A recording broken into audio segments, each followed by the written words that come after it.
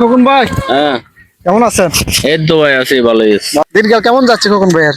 আছে, কোন রকম দিন যেতে আছে। আমার আর দিন মনে করো এইভাবে যাইতে আছে আর কি। ও, তো ঠিক আছে, আপনার জন্য একটা উপহার আছে, আমি দিচ্ছি আপনাকে। আমি গায়ে দিয়ে দিই না, সমস্যা নাই তো? সমস্যা নাই। ঠিক আছে, খোকন ভাইয়ের আমি গায়ে দিয়ে দিচ্ছি, খোকন ভাইয়ের একটা উপহার।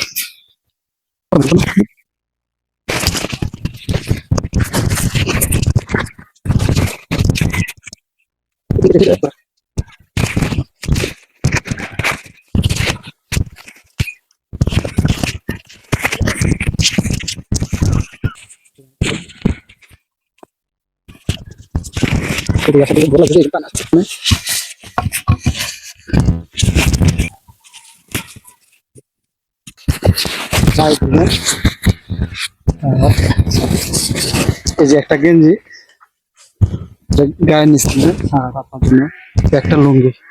ঠিক আছে। ঠিক আছে তো? হ্যাঁ, খুশি হয়েছেন খোকন ভাই? হ্যাঁ, খুশি ওদিকে খুশি। তাকান। হ্যাঁ, খুশি। এই তো মনে করো আমি আর কিনা লাগবে না, আমি করতে পারবো।